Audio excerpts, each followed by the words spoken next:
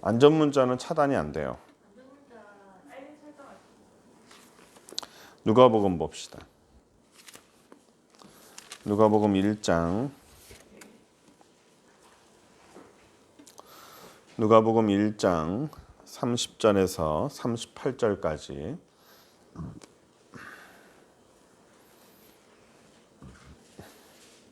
누가복음 1장 30절에서 38절. 뒤에 아예 문 잠그세요. 올 사람 없는 것 같아요.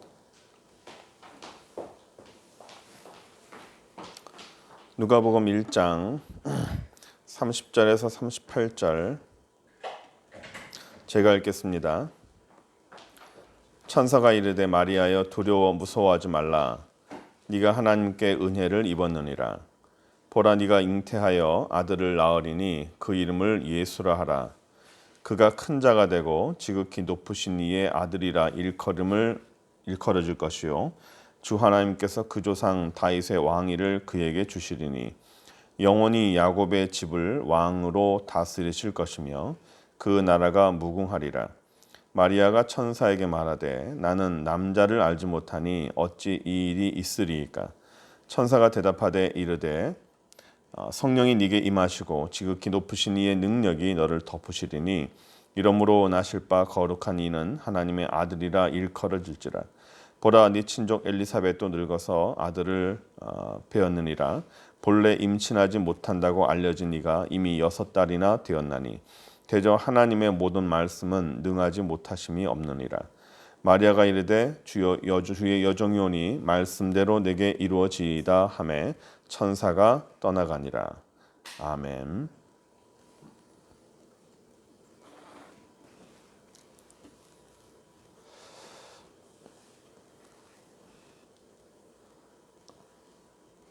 남편을 잃은 여인을 과부라고 합니다.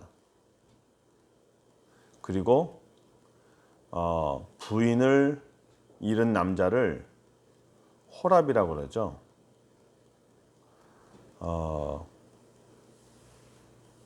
부모님을 잃은 사람을 고아라 합니다. 근데 자식을 먼저 보낸 사람은 그거를 호칭하는 이름이 없어요.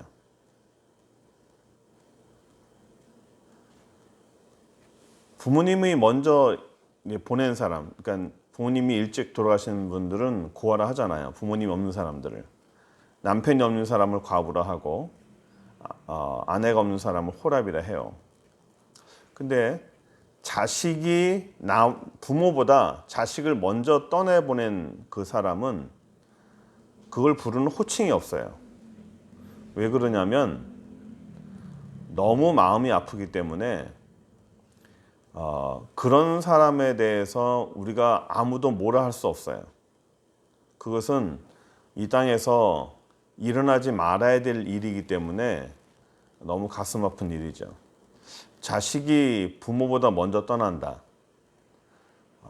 부모가 먼저 떠나야 되죠. 근데 나이가 들어서 이제 떠나는 건 상관없는데 자식이 부모보다 먼저 떠난다? 먼저 하나님 나라 간다? 죽는다? 이것은 부모 마음에 굉장히 큰 못을 박는 그런 일이죠. 그래서 자식은 가슴에 묻는다 하잖아요. 그만큼 가슴 아픈 일입니다. 예수님도 부모님보다 먼저 떠났어요. 그것도 그 어미가 보는 앞에서 죽었습니다. 그냥 죽은 것이 아니라 십자가에 못 박혀 죽었죠. 굉장히 가슴 아픈 일이에요. 자식을 먼저 떠나보낸다? 이것은 말로 형용할 수가 없어요. 그것도 사형이라는 굉장히 처참한 그런 사형을 받고 자식이 죽어가는 과정을 봐야 된다? 이건 굉장히 잔인한 거죠. 북한에서도 요즘에 어떤 공개 처형을 할 때 그 사람의 가족들을 그 앞에 세우는데요. 그래서 공개 처형 당하는 것을 그 가족들이 보게 한답니다. 상당히 잔인한 거죠. 비참하고 반인륜적인 것입니다. 그러한 일을 사실 예수님의 어머니가 했어요. 마리아가. 자식이 내 눈앞에서 죽어가는 그런 상황. 그것도 형벌을 받아서 십자가형을 받고 죽어가는 그 상황을 보고 있습니다. 그 사람이 과연 복 있는 사람일까? 그 사람이 과연 복 있는 사람일까? 누가 왔어요? 그 사람은 자식을 먼저 보내는 사람이 과연 복 있는 사람일까? 성경에서는 마리아를 은혜 받은 여인, 복이 있는 여인, 복 받은 여인이라고 보통 표현을 많이 합니다. 근데 이 성경에서 복 받은 여인이다, 축복받은 여인이다, 은혜 받은 여인이다 라고 말하지만 자식을 먼저 떠나보낸 여인이 축복받은 건 아니에요. 게다가 이 마리아는 혼전 임신이 됐잖아요. 약혼하고 결혼하기 전에 이미 임신이 됐잖아요. 물론 우리는 성경에서 그가 성령으로 잉태되었다라는 것을 우리는 믿습니다. 하지만 한 발자국만 뒤로 물러서서 보자고요. 한 발만 뒤로 물러서서 그를 보면 마리아를 과연 누가 정상적으로 볼 수 있겠냐는 겁니다. 결혼도 안 했는데 임신을 했다. 요즘도 아무리 그렇다 치더라도 결혼하지 않아서 임신하는 것에 대해서는 사람들이 그렇게 좋아하지 않습니다. 요즘 애들은 어떤지 모르겠지만 그 별로 도덕적으로 별로 바람직하지 않은 거예요. 결혼하지 않았는데 임신했다? 게다가 남편이 없는데 임신했다? 이것은 보통 사람들에게 손가락질 받을 만한 일입니다. 게다가 옛날엔 더 했어요.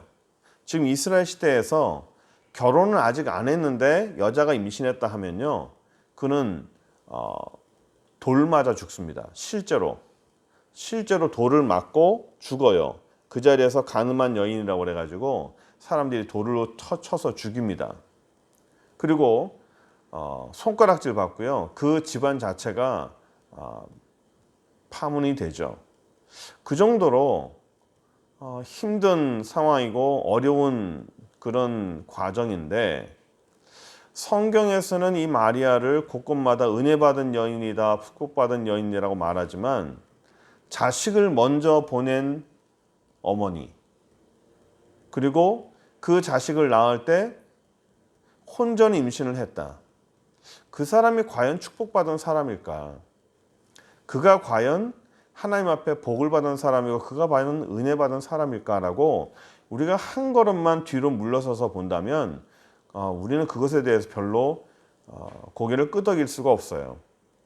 왜냐하면 우리의 객관적인 어떤 윤리적으로, 도덕적으로 혼전에 임신했다? 사람들은 이해가 잘 안 되는 거죠. 근데 성경에 보면 이 마리아는 아기를 낳기까지, 그 아이가 태어나기까지 남편과 동침하지 않았다라고 마태복음에 말하고 있어요. 그 예수가 태어나기 전까지 그 요셉과 동침하지 않았어요. 하나님께 성령께서 받은 그런 은혜로 말미암아 그 마리아가 예수님을 탄생한 것을 말하는 겁니다. 우리는 성경에 보면 누가복음에 예수님께서 잉태되는 과정을 굉장히 세밀하게 표현하는 것이 바로 이 누가복음이에요. 다른 성경에는 대략적인 것만 나왔습니다. 하지만 이 누가복음은 이 가브리엘이라는 천사가 이 마리아에게 와서 수태고지, 즉 네가 아기를 가질 것이라고 하는 것을 얘기하는 것을 말해요. 수태, 그러니까 아기를 가질 것이라는 고지, 말을 한다는 거예요. 수태고지라는 이 단어인데 아기가 태어날 것이라고 얘기하는 그런 가브리엘 천사의 소식을 듣고 이 여인은요, 이 마리아는 그걸 그대로 받아들입니다. 그 과정이 오늘 누가복음에 나와 있는데, 오늘 본문 보시면 26절에 갈릴리 나사렛이란 동네에 가브리엘이 왔어요. 그러니까 예수님을 보통 뭐라 말하냐면 나사렛 예수라고 말하잖아요. 나사렛 예수. 그분이 태어난 곳은 베들레헴이지만 살았던 곳은 나사렛이에요. 그러니까 나사렛에서 가브리엘 천사로 인해 가지고 예수님이 태어날 것도 역시 예언을 받습니다. 그래서 이 가브리엘 천사로 인해서 마리아가 예수님을 태어날 것이라는 것을 얘기를 하죠. 1030절 보시면 천사가 이르되 마리아야 무서워하지 말라. 네가 하나님의 은혜를 입었다라는 말하는 거죠. 네가 하나님의 은혜를 입었다. 그것도 나사렛에서 하나님의 선한 것을 하나님의 이 충만한 그런 사람을 태어날 것이라는 걸 얘기하는 거예요. 우리나라 속담에 이런 말 있잖아요. 개천에서 용난다라는 말이 있죠. 개천에서 용난다. 그 말은 뭐냐면 도무지 훌륭한 사람이 나올 수가 없는 그런 환경 속에서 정말 훌륭한 사람이 나온다라는 것을 개천에서 용난다라고 얘기를 해요. 요즘에는 그게 잘 안 되죠. 요즘에는 개천에서 용이 잘 안 나옵니다. 왜냐하면 세상이 스펙이라는 걸 요구하기 때문에 환경이 좋아야 그 환경 속에서 그 사람이 공부도 잘하고 또 옆에 뒷받침도 많이 돼주고 그렇게 해서 많이 되죠. 하지만 이런 상황 속에서 과연 세상에서 말하는 어떤 그런 스펙이나 세상에서 말하는 그런 환경이나 이게 좋은 사람들이 좋은 대학에 가고 좋은 직장에 가고 결국엔 좋은 결혼도 하고 이렇게 다 움직이는 것이 과연 은혜 받고 축복받은 사람일까? 말 그렇다면 세상은 정말 불공평한 거잖아요. 뭐 요즘에 이 세상이 하도 불공평하니까 뭐 공평한다, 공평과 공정이라는 것이 세상의 화두가 됐지만 하나님 나라는요 공평해요. 공정합니다. 그런데 예수 믿는 사람이 악을 행하지도 않고 정직히 행하는 사람이 환경도 좋지 못한데 과연 그러면 정직하게 사는 사람이 환경 좋지 못하는 사람은 세상에서 뛰어나지 못하고 세상에서 힘을 발휘하지 못하는가? 그렇지 않거든요. 제가 아는 한 분도 이분은 카이스트 다니시는 분이었어요. 카이스트에서 이제 그 담당 교수님 조교로 있었는데 교수님이 이중장부를 요구를 하는 거예요. 가짜 영수증을 요구하는 거예요. 이게 국가에서 나오는 돈이 많으니까 이게 이중장부를 만들고 가짜 영수증을 제출하면 돈이 그만큼 많이 나오니까 이 분이 그걸 못 하겠는 거예요. 자기 양심을 꺼려서 그걸 못 하겠는 거예요. 그걸 못 하겠다고 하니까 그 사람은 거기서 탈락이 됐습니다. 공부를 못 하는 거죠. 그 다음 단계에 진출이 안 되는 거예요. 이 담당 교수의 사인이 있어야 돼. 그 사람의 이 대로가 열리는데 그 사람을 담임 교수로 인해서 그 사람의 길이 열리는데 담당 교수가 그 사람의 길을 막아버리면 그 사람은 앞으로 교수로서의 진출을 못 하는 거예요. 악을 허용하면 양심에 꺼리는 짓을 하면 세상적으로 출세할 수 있어요. 그러나 하나님 앞에 양심대로 살면 참 힘든 세상이 된 거죠. 그럼 세상에서 우리는 과연 어떻게 살 것이냐는 거예요. 양심대로 살 것이냐, 하나님의 은혜로 살 것이냐. 근데 우리가 보려고 하는 것은 그런 게 아니라 이 하나님께서 이 마리아라고 하는 요셉이라고 하는 정말 세상적으로도 스펙도 별로 없고 뭐 가진 것도 별로 없고 부끄러워하고 무언가 내세울 수 없는 그런 두 사람에게 하나님이 찾아오셨다는 거예요. 하나님이 찾아오셔서 특히 마리아에게 찾아오셔서 네가 잉태할 것인데 그 이름을 예수라 하라. 그가 32절 보시면 그가 큰 자가 되고 지극히 높으신 이의 아들이라 일컬음이 될 것이고 주 하나님께서 그 조상 다윗의 왕위를 그에게 줄 것이다. 영원히 야곱의 집이 왕으로 다스릴 것이며 그 나라가 무궁할 것이다. 그가 이제 왕이 될 것이고 그를 통해서 하나님 나라가 이루어질 것이다 라고 이 가브리엘이 그에게 예언을 하는 거예요. 근데 문제는 뭐냐면 내가 아들을 갖는데 그 아들이 왕이 될 것이다. 굉장히 좋은 일이죠. 문제는 이 여인이 남편이 없다는 거예요. 34절에 마리아가 천사에게 말하되 나는 남자를 알지 못합니다. 아직 남자에게 동침하지 않았다는 거예요. 마태복음에 봐도 그가 예수가 태어나기까지 동침하지 않았다라고 말을 하고 있어요. 아직 남자를 모르는데 잉태가 됐다? 그거를 감당하기 힘든 거라는 거죠. 35절에 천사가 대답하여 이르되 성령이 내게 임하시고 지극히 높으신 이의 능력이 너를 덮으시리니 이러므로 나실 바 거룩한 이는 하나님의 아들이라 일컬음 받을 것이다. 그가 왕이고 그가 하나님의 아들일 것이다. 어떻게 하겠느냐라는 거예요. 네가 이거 수용하겠느냐. 내가 아직 처녀인데, 내가 아직 결혼하지도 않았는데 하나님의 은혜로 내가 아이를 갖는다? 참 어려운 거예요. 참 어려운 겁니다. 만약에 이것이 알려졌을 경우에 사람들에게 비난받고 사람들에게 욕먹고 자칫하다가는 죽음까지도 당할 수 있는 그런 상황인 거예요. 근데 성경에서는 이 마리아에게 뭐라고 말하냐면 은혜 받은 자요라고 되어 있어요. 은혜 받은 자요. 30절 보시면 천사가 이르되 마리아에 무서워하지 말라. 네가 하나님께 은혜를 입었느니라. 28절 보세요. 그에게 들어가 이르되 은혜를 받은 자여 평안할지어다.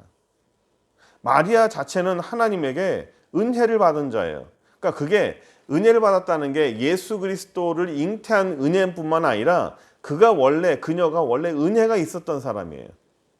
은혜가 있었던 사람이라고요.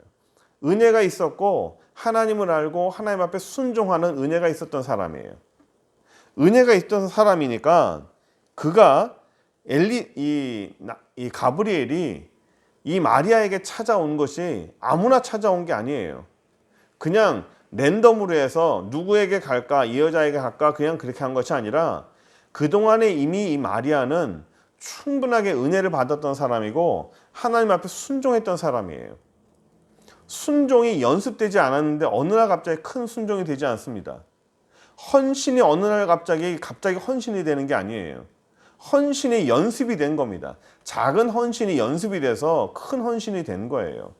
작은 순종이 연습이 되고 점점 커져서 하나님 앞에 큰 순종이 된 거예요. 이 여인이 네가 아기를 가질 것이다 라는 그 말에 거부하지 않았어요. 거부하지 않았습니다. 뭐라고 말했죠? 38절에 마리아가 이르되 주의 여종이오니 말씀대로 내게 이루어지이다. 그걸 그대로 수용했어요.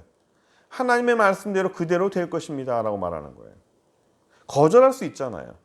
난 싫다고. 내가 그걸 왜 해야 되냐고. 내가 처녀인데 그걸 왜 해야 되냐고. 거절할 수 있잖아요. 거부할 수 있잖아요. 근데 이 여인은 거부하지 않았어요. 왜 그랬을까요? 원래 성격이 거절 못하는 사람이라서 그랬나요?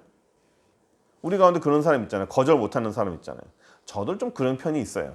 거절을 못해. 부탁을 하면 거절을 잘 못해. 근데 거절할 줄 알아야 돼요. 거절할 줄 알아야 되는데 근데 이 여인이 성격상 거절을 잘 못하는 그런 사람이라서 하나님이 이 여인에게 찾아왔을까요? 너무 착한 사람이기 때문에 뭐든지 그냥 하라는 대로 다 하는 그런 사람이기 때문에 이 아이 예수를 잉태하는 그 모든 것을 감당했을까요? 아마 성격이 못되고 독한 사람이라면 택도 없는 소리 마세요. 나 그런 거 안 합니다 라고 거부했을 거예요. 근데 이 마리아는 하라는 대로 그냥 해요. 예, 알겠습니다. 아이를 배겠습니다. 그냥 수용하겠습니다라는 거예요. 우리는 성경을 보면서 참 쉽게 받아들여요. 쉽게 이해를 합니다. 마리아가 하나님이 와서 얘기하니까 얘가 예수를 내가 배나 보다 하고 그냥 받아들였다라고 우리는 생각을 해요. 아, 그랬구나. 마리아가 그랬구나. 마리아가 가브리엘이 얘기하니까 그가 그대로 해서 수용했구나 라고 생각합니다. 근데 과연 그게 쉽겠냐고요. 입장을 한번 바꿔보자고요. 마리아가 과연 그것을 받아들이기 쉽겠냐고요. 쉽지 않습니다. 우리 마태복음을 보면 제가 지난번 요셉에 대해 설교를 했어요. 마리아가 잉태된 것을 알았습니다.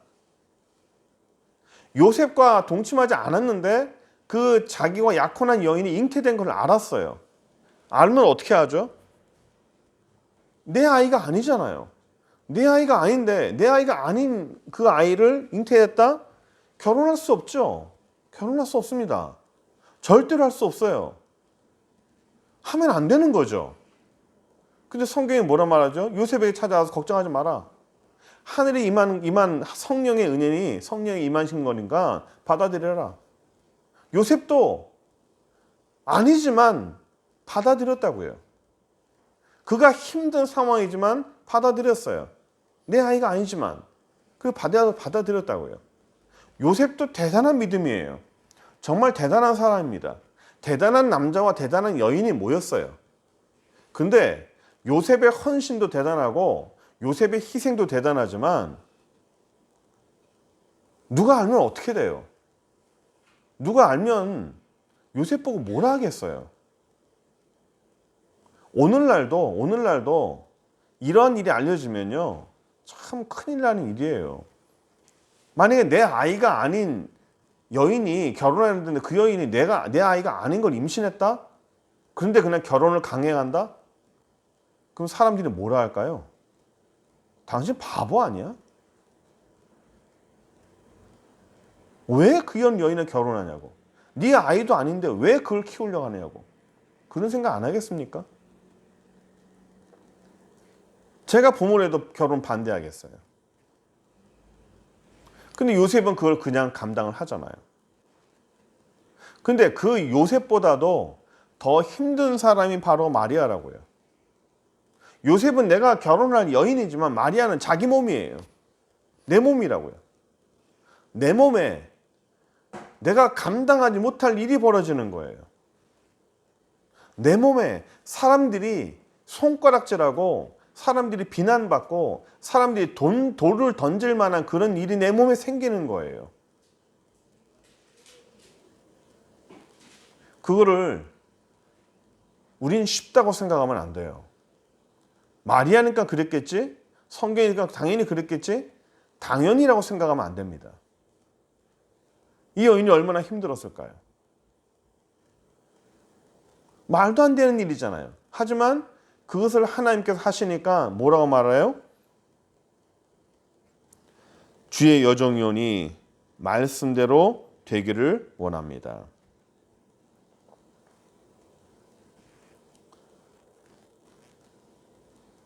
참 신기한 것은 은혜가 있는 곳에 은혜만 있는 것은 아니에요. 은혜가 있는 곳에 항상 고통도 같이 와요. 항상 뭐든지 두 개의 바퀴가 흘러간다 그랬죠. 하나님의 은혜가 있는 곳에는 사단의 시험도 있어요. 하나님의 은혜가 막 있고 하나님의 도우심이 막 있고 하나님의 손길이 막 나타나잖아요. 그러면 반대쪽에는 사단의 손길도 항상 같이 나타나요. 사단의 방해하는 손길도 반드시 나타납니다. 지금 우리 교회도 그래요. 지금 하나님의 은혜가 막 있고요. 하나님의 손길이 막 있고 돕는 하나님의 천사들, 하나님의 은혜도 정말 많이 있는데 반대로 방해하는 사단의 손길도 얼마나 많은지 몰라요. 얼마나 사단의 방해를 하고 난리를 칩니다. 저한테도 엄청나게 방해하고 막 힘들어요. 그러나 그와 동시에 하나님이 우리에게 은혜를 주지만 그 은혜라는 것이 항상 행복하고 항상 즐겁고 항상 좋은 것만은 아니라는 거예요. 은혜라는 것은 우리에게 그 은혜를 감당할 때에 그 은혜를 감당할 만한 고통도 우리에게 수반이 되는 겁니다. 은혜라는 것은 그냥 들어오는 게 아니에요. 하나님의 축복이라는 것은 그냥 들어오는 게 아니에요. 그 축복과 그 은혜가 내 안에 들어오려면 내 안에서 그거를 받아들일 만한 그릇이 깎여 나가야 되는 겁니다. 그 하나님의 축복과 은혜가 내 안에 들어오려면 내 안에 딱 정착하려면 뭔가 맞아야 되잖아요. 그 은혜와 축복이 내 안에 들어오려면 내 안에서 걸리는 것들이 많기 때문에 그것들이 다 깎여 나가는 그런 아픔들이 있어요. 아브라함이 하나님의 은혜를 받고 제일 먼저 그에게 하나님이 요구한 게 뭐죠? 네 아비와 친족을 떠나라예요. 네 아비와 친족을 떠나라. 가장 익숙하고 가장 편하고 정말 좋은 곳을 떠나라는 거예요. 어디로요? 알지 못하는 곳으로 떠나라예요. 아직 내가 네게 지시하지 않은 그 땅으로 떠나라는 거예요. 어딘지도 모르고 떠나라는 겁니다. 그게 쉬울까요? 어려워요. 어렵습니다. 사람들이 반대를 하지 말라고 하겠죠. 그런데도 해요. 왜요? 하나님이 하라니까 하는 거예요. 주변 사람은 그러겠죠. 아니 답도 없는데 왜 그러냐고, 이게 무모한 짓을 하냐고, 참 고집 세다고. 그런 말 안 하겠어요? 참 당신 대책 없는 사람이다. 참 고집센 사람이다. 왜 길도 없고 답도 없는 걸 그렇게 하려고 그러느냐. 아마 그 주변 가족들한테도 참 욕을 많이 먹었을 거예요. 참 대책이 없는 사람이라고. 와이프가 있으면 와이프한테 욕 많이 먹었겠죠. 그런데도 가잖아요. 노아는 어땠어요? 하나님의 은혜를 받은 자죠. 하지만 그는 평생에 120년 동안에 정말 생노동만 했어요. 노동만. 배 만드는 게 쉬워요? 그거를 노동만 했다고요. 막노동만 평생을 했어요. 평생을.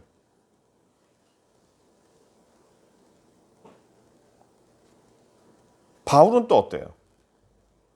바울이요. 바울도 하나님의 은혜를 받았어요. 하지만 그는 맨날 채찍 맞고요. 돌 맞고요. 사람들 욕 먹고요. 죽을 뻔한 걸 몇 번이나 감당하고 그래 살았어요. 요셉은 또 어땠을까요? 젊은 시절 내내 종으로 살고 노예로 살고 감옥에 있고 성경이 그를 뭐라고 그러죠? 형통한 자로 말하잖아요. 그가 은혜를 받았지만 은혜와 함께 그에게 주어지는 마음의 아픔이 있어요. 축복이라는 것은 항상 우리는 나는 고통도 하나도 없이 난 축복만 받고 싶어. 나는 힘든 거 없이 하나님의 은혜만 받고 싶어 생각하잖아요. 아니에요. 은혜가 주어지려고 해도 얼마나 많은 고통이 있어요. 은혜가 주어지려고 얼마나 많은 아픔이 있습니까? 저도 안 되는 기도 막 하려고 몸부림치다 보니까요. 얼마나 힘든지 몰라요. 기도하는 게 힘이 들어요. 우리 기도의 노동이라고 그러잖아요. 정말 기도 노동이 힘들어요. 아프다고요. 힘들다고요.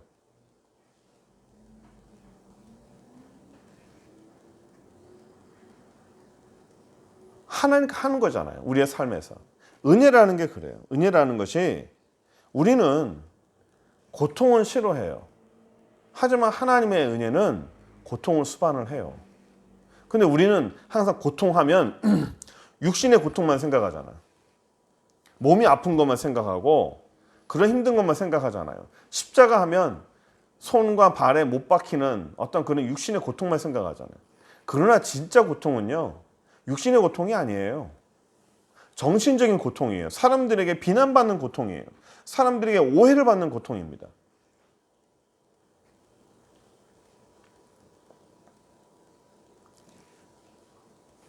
이 마리아 보세요. 요셉 보세요. 이 둘만은 알았지만 만약에 이 사실을 알려주면 어떻게 될까요? 얼마나 많은 사람들이 이 두 사람을 비난을 할까요? 특히 마리아는 얼마나 많이 비난을 받을까요? 뭐라고 변명하겠어요? 한번 여러분들이 마리아를 해보세요. 성령께서 내게 임하셔가지고 내가 수태를 했습니다. 믿겠어요? 그 말을? 그 말을 얘기하면 과연 몇이나 그걸 믿겠냐고요. 택도 않은 소리 하지 말라고 그러겠죠. 어디서 이상한 말을 하냐고 그러겠죠. 더 난리 치겠죠. 예? 이게 보니까 저도 몇 번 경험했지만 이게 하나님께서 어떤 일을 하시고 보면 그게요 말이 안 돼요. 사람들에게 얘기를 해도 얘기가 안 됩니다. 말이 안 됩니다. 변명이 안 됩니다. 이해가 안 돼요. 일반 사람들이 이해가 될 수가 없어요. 여러분들이 마리아라 해보세요. 지금 마리아예요. 여러분들이 마리아입니다. 가브리엘이 와서 여러분들에게 네가 아이를 잉태할 것이 얘기했어요. 그리고 실제로 아이를 잉태했어요. 아직 결혼도 안 했는데. 근데 그 사실을 내가 결혼할 남자가 알았고 부모님이 알았고 결혼할 시댁에서 알았어요. 여러분들이 뭐라고 변명할 수 있겠어요? 뭐라고 얘기해야 됩니까? 그들에게 뭐라고 변명을 해야 됩니까? 결혼할 남자에게 뭐라고 변명을 해야 되겠어요? 뭐라고 설명을 해야 될 것 같습니까? 결혼할 시어머니에게 뭐라고 설명을 해야 될 것 같아요? 말을 한 듯 믿겠습니까? 무슨 말을 하더라도 믿겠냐고요. 어떤 말을 하더라도 그것이 논리적으로 맞겠냐고요. 안 맞습니다. 말이 안 되고요. 아무도 이해 못합니다. 마리아는 그걸 몰랐을까요? 요셉은 그걸 몰랐을까요? 여러분들이라면 그걸 어떻게 생활하고 어떻게 그걸 해결할 수 있을 것 같아요? 성경을 볼 때는요, 항상 제가 누누이 항상 얘기하지만 관찰자 입장에서 보면 안 됩니다. 성경은 관찰자가 아니고요, 그 사람이 돼야 돼요. 그 사람이 돼야 됩니다. 그 사람 당사자가 돼야 돼요. 마리아가 돼야 돼요. 마리아가 돼서 내가 실제로 겪어봐야 됩니다. 마리아가 돼서 어떤 마음인지를 알아야 됩니다. 어떤 마음입니까? 마리아가 무슨 말을 할까요?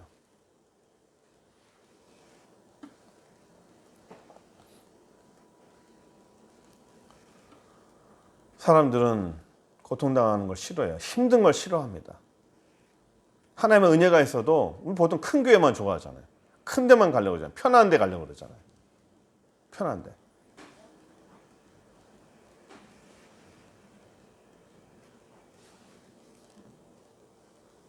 제가 아는 어떤 한 장로님도 저희 교회 왜 전도가 안 되냐고. 전도를 하시라고. 전도 열심히 해서 사람들 데려오세요. 전도하시라고. 왜 전도 안 해요? 전도 열심히 합니다.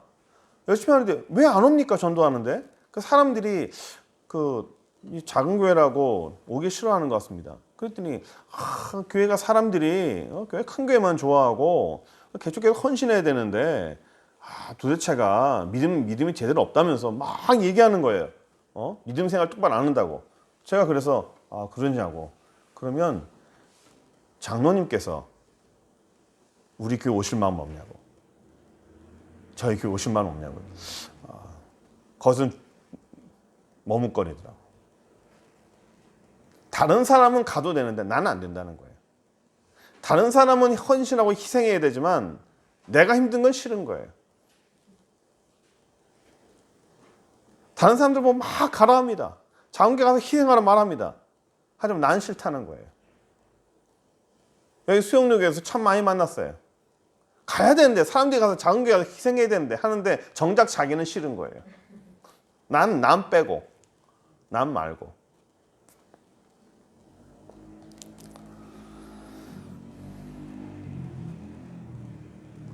그 모든 좋은 환경을 벗어나기 싫은 거죠. 맞아요. 가면 좋은 환경 많아요. 얼마나 성도들에게 이렇게 필요한 것을 딱 채워주고 얼마나 좋은지 몰라요. 우리가 할 수 없는 게 또 너무 많죠. 편하고 좋아요.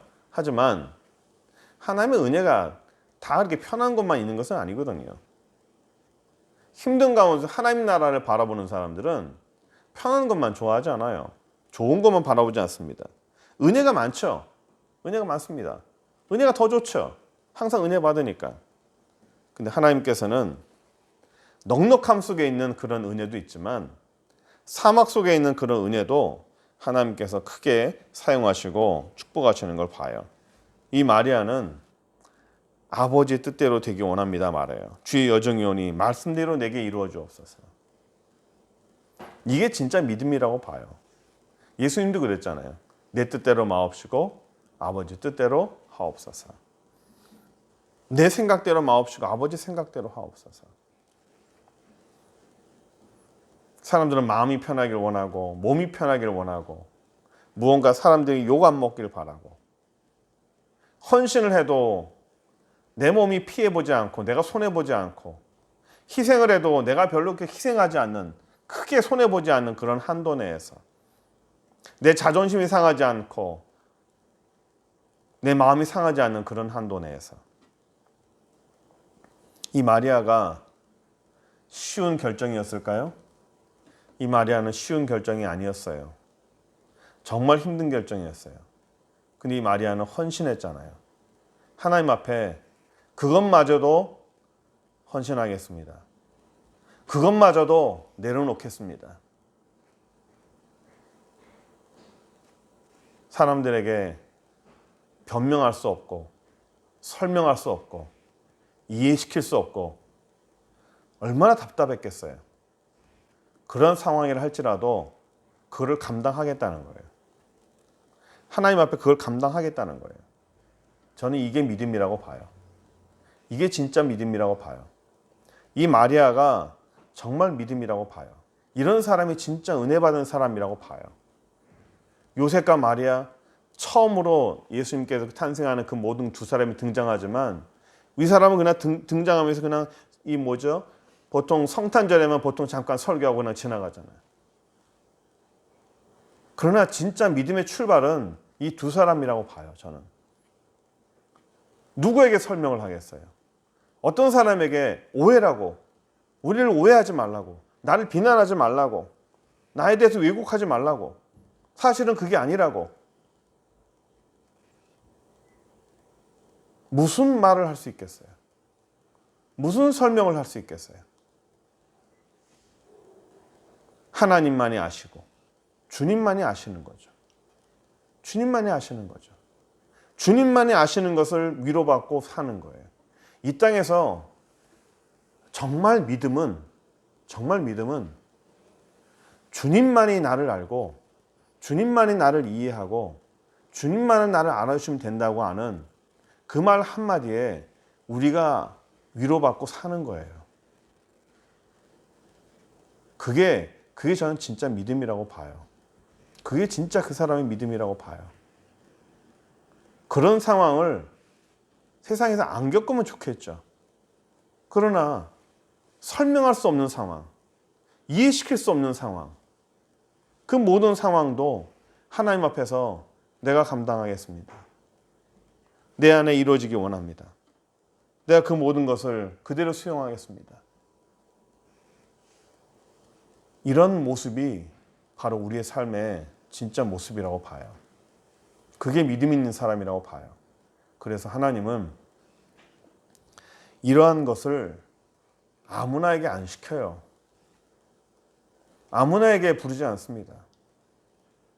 요셉과 그 마리아의 성품도 보셨을 것이고 그의 믿음도 보셨을 것이고 이미 그동안에 이 두 사람에게 쌓아왔던 그 모든 것을 하나님이 보시고 이 두 사람을 선택했으리라고 저는 봐요. 아무에게나 하나님은 헌신을 요구하지 않습니다. 아무에게나 하나님이 이런 비중 있는 믿음, 비중 있는 그런 희생을 요구하지 않아요. 네가 한번 해봐라. 안 합니다. 안 해요. 난 못한다고 할 겁니다. 그러나 헌신이라고 하는, 희생이라고 하는 이미 오래전부터 많은 훈련과 많은 연단을 거쳐왔던 사람이 하나님 앞에 헌신을 해봤던 사람들이 하나님 앞에 희생을 해봤던 사람들이 이런 걸 할 수 있어요. 그리고 그와 동시에 하나님 앞에 큰 축복도 그에게 누려질 수 있는 거예요. 희생은, 축복은 공짜로 주어지지 않습니다. 믿음은 말로 하는 게 아니에요. 이론이 만약 박식하고 뭐 믿음이란 이런 것이다, 뭐 이런 것이다, 온갖 교회 생활을 오래 해서 아는 그런 걸로 하는 게 아닙니다. 믿음은 말에 있지 않아요. 신앙은 말에 있지 않습니다. 신앙생활은 불 가운데서 다 드러나는 거예요. 그래서 우리 하나님께서 우리의 삶에서 우리가 어떤 믿음을 갖기 원하는지, 어떤 신앙을 갖기 원하는지, 우리 하나님 앞에 어떠한 우리의 모습이 되어야 되는지 우리가 좀 생각하고 주님 앞에서 부끄럽지 아니하고 당당한 그런 삶을 사는 저 여러분에게 바랍니다. 기도합시다. 전능하신 하나님, 은혜와 사랑을 감사합니다. 예수 안에서 저희를 축복하여 주시고 믿음으로 살게 하시니 감사합니다. 예수의 영을 우리에게 허락하여 주시고 주의 귀한 삶을 우리에게 허락하여 주셔서 부끄럽지 아니하고 당당하되 아버지여 이 세상을 힘있게 살아갈 수 있는 그런 은혜를 저에게 허락하여 주옵소서. 헌신이 되게 하시고 희생이 되게 하시고 하나님 앞에 인정받는 귀한 삶을 우리에게 인도하여 주옵소서. 예수 그리스도의 이름으로 기도합니다. 아멘.